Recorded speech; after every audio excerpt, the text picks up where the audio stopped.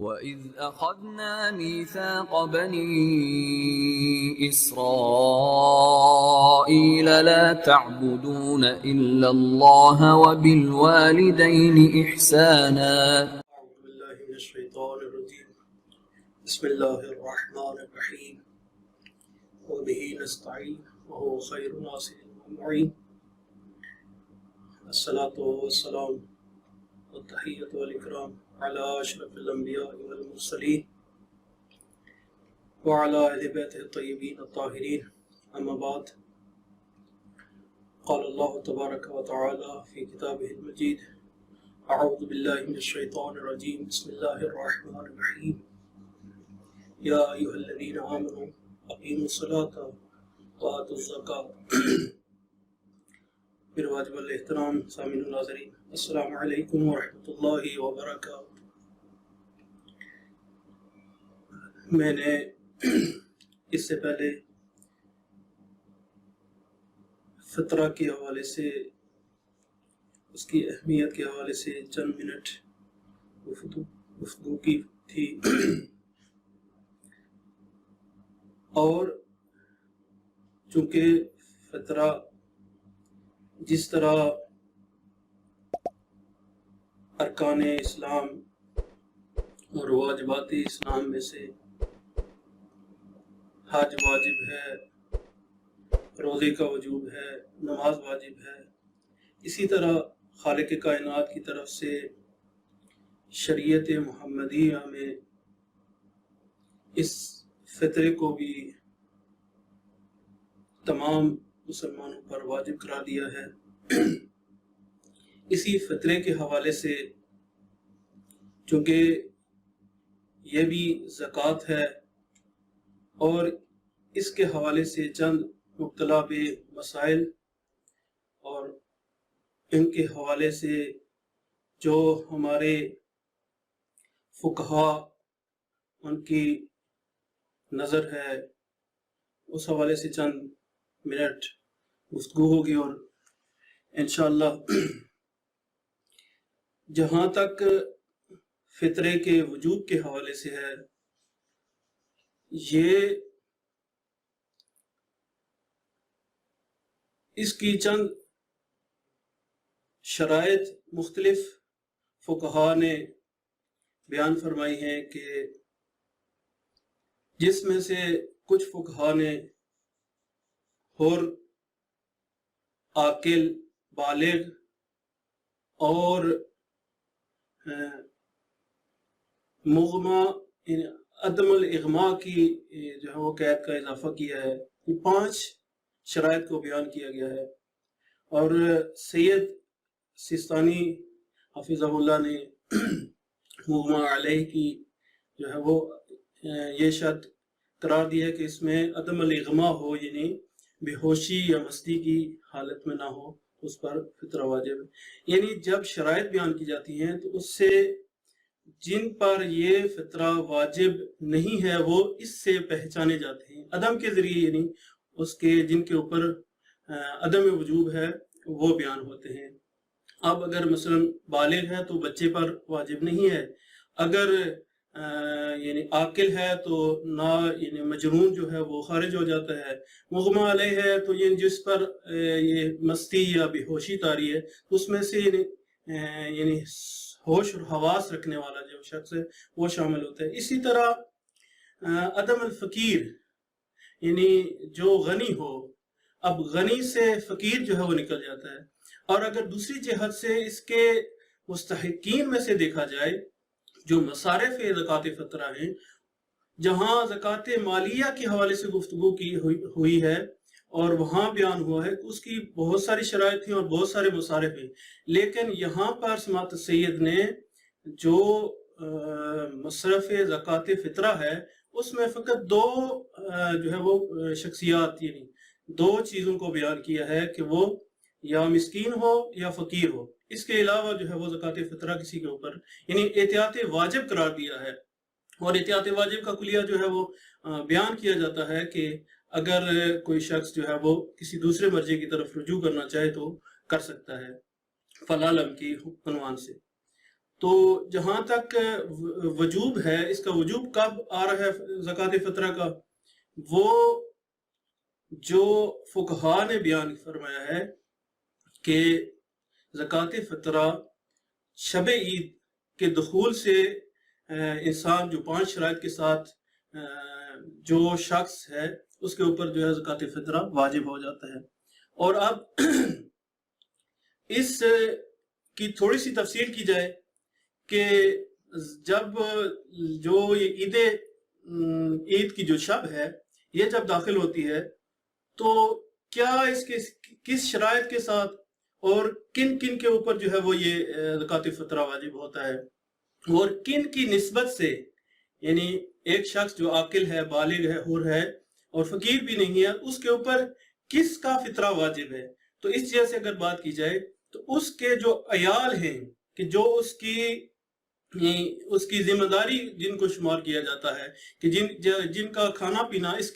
کے ذمے ہو، وہ اب اس کے اندر ضروری نہیں ہے کہ اس کے اولاد ہو، بیوی بچے ہی ہوں، بلکہ وہ غلام بھی شامل ہو سکتا ہے، شامل ہے یقیناً، کہ جس کی پرورش اس کے اوپر جو ہے وہ آ رہی ہے۔ یعنی وہ افراد کہ جو اس کی عیالت میں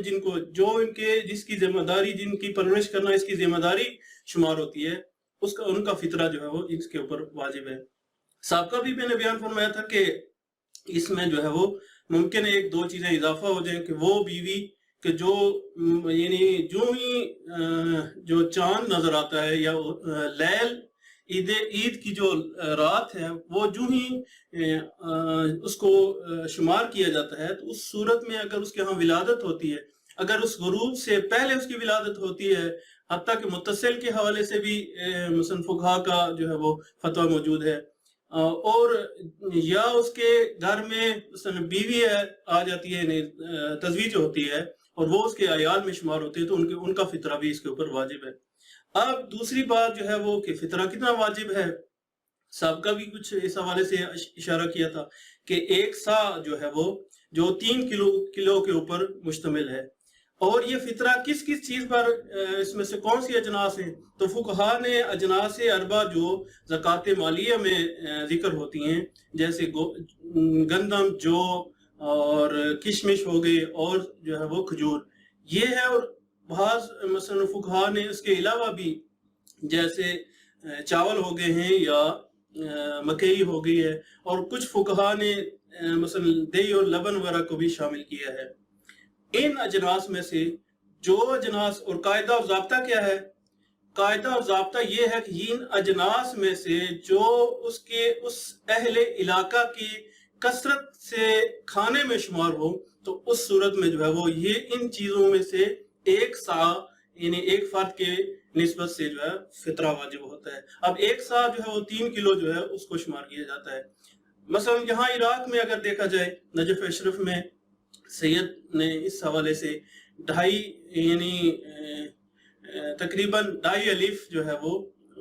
معین فرمایا، یہاں عراقی دینار جو ہے 2,500 دینار جو ہے وہ واجب کرنا۔ اب اسی نسبت سے جس ملک میں جو قیمت ہوتی ہے اسی اعتبار سے وہاں جو ہے وہ، اور اس کے لیے بھی ضروری سمجھتا ہوں کہ بیان کروں کہ جو قیمت ہوتی ہے وہ وقت اخراج ہوتی ہے، یعنی یہ نہیں ہوتا کہ جب واجب ہو جائے، مثلا بالفرض کسی جگہ پر رات کو واجب ہوا ہے اس کے اوپر فطرہ، اور اگر صبح نکالتا ہے تو رات کو اگر 500 روپیہ قیمت تھی اور صبح ممکن ہے 1000 روپیہ ہو جائے، تو جب وہ نکال رہا ہے تو اس وقت کی قیمت ہے۔ اچھا، اور اہل علاقہ سے مراد یہاں ایک اشتباہ ہوتا ہے ہمارے عام معاشرے میں، وہ یہ کہ ایک شخص ہے، اس کے گھر جو ہے وہ چاول بھی کھائے جاتے ہیں اور گندم بھی کھائی جاتی ہے، یعنی آٹا بھی استعمال ہوتا ہے اور چاول برابر یعنی استعمال ہوتا ہے، یعنی 15 دن وہ اگر اس حساب سے دیکھا جائے 15 دن جو ہے وہ آٹا استعمال کرتے ہیں اور 15 دن چاول استعمال کرتے ہیں، روٹی اور چاول جو ہے برابر ہے۔ اب وہ شخص جو ہے وہ اس طرح نہیں کر سکتا کہ آدھے افراد کے جو اس کے ذمے ہیں ان کی جو ہے وہ زکوٰۃ فطرہ جو ہے آدھے چاول کے اعتبار سے دے دے اور آدھے جو ہے گندم اور آٹے کے اعتبار سے، بلکہ اہل علاقہ میں جو سید سستانی حافظ اللہ نے بیان فرمایا کہ وہ اہل علاقہ کا اغلب جو ہے وہ استعمال دیکھا جاتا ہے۔ اب ایک شخص ایک فرد کے حساب سے یہ نہیں بیان کیا جاتا، ایک یہ بات۔ اور دوسرا جو مطلب مسئلہ ہے وہ یہ کہ ہمارے ہاں اس چیز کی جو ہے وہ احتیاط نہیں کی جاتی ہے. ایک شخص ہے، اس کے اوپر فطرہ واجب ہوتا ہے اور وہ اس سے الگ کرتا ہے، یعنی اپنے رقم کی صورت میں، چونکہ گنا مجھے اجناس نہیں ہے، اس کے بدلے میں جو ہے وہ قیمت دے سکتا ہے اور قیمت کو جو ہے وہ پیسوں کو الگ کرتا ہے. یہاں ایک اشتباہ یہ ہوتا ہے کہ اس قیمت کو مخلوط کر کے رکھتے ہیں. یعنی میرے اوپر بالفرض میں ایک مثال کے طور پر سمجھانا چاہتا ہوں کہ اگر میرے اوپر 270 روپیہ فطرہ واجب ہو رہا ہے اور میں اس میں سے 500 کا نوٹ نکال کر الگ کر کے رکھ دیتا ہوں اور یہ کہتا ہوں کہ یہ فطرہ کی جو ہے وہ رقم ہے، تو یہ صحیح نہیں ہے، یہ ٹھیک نہیں ہے، کیونکہ وہاں جو ہے مجہول جو ہے ہو جاتا ہے. کہ اس کے لیے ضروری ہے کہ تعین کریں اور مشخص کریں کہ یہ رقم 270 روپے اور صاف یہ 270 روپے وہ الگ کریں. اور اسی طرح ایک اور جو ہے نا جو اشتباہ ہوتا ہے ہمارے معاشرے میں، وہ یہ کہ جب مثلا دو اشخاص ہیں، ان کا کاروبار ہے، مثلا میں ہوں اور میرے ساتھ میرے بھائی ہیں، دونوں کا جو ہے وہ اشتراک ہے یا کوئی اور حصہ دار ہے میرے کاروبار میں. اب میرے اور اس کے پیسے جو ہیں اکٹھے ہیں. اب اگر فطرہ میں نکالنا چاہتا ہوں تو میں اس مشترکہ مال سے 500 روپیہ، بے شک وہ جو ہے نا مخلوط نہ بھی معین بھی ہو، 270 ہے تو 270 ہی نکال کے رکھ دیتا ہوں، تب یہ صحیح نہیں ہے، کیونکہ مال جو ہے مال مشترک ہے. اس کے لیے میرا اپنا ذاتی مال ہونا ضروری ہے، معین ہونا. اور اس کے بعد جو عام معاشرے میں دیکھا جاتا ہے کہ اس کے جو حقدار ہیں، ایک چونکہ مطلب اس حوالے سے حقدار سماعت سید حفظہ اللہ کے نزدیک جو ہے فقط مسکین اور فقیر ہے. اب کوئی شخص جو ہے وہ مثلا اس مسکین اور فقیر کے علاوہ نیکی سمجھتے ہوئے کسی ادارے میں دے دیتا ہے یا کسی ایسے غیر مجاز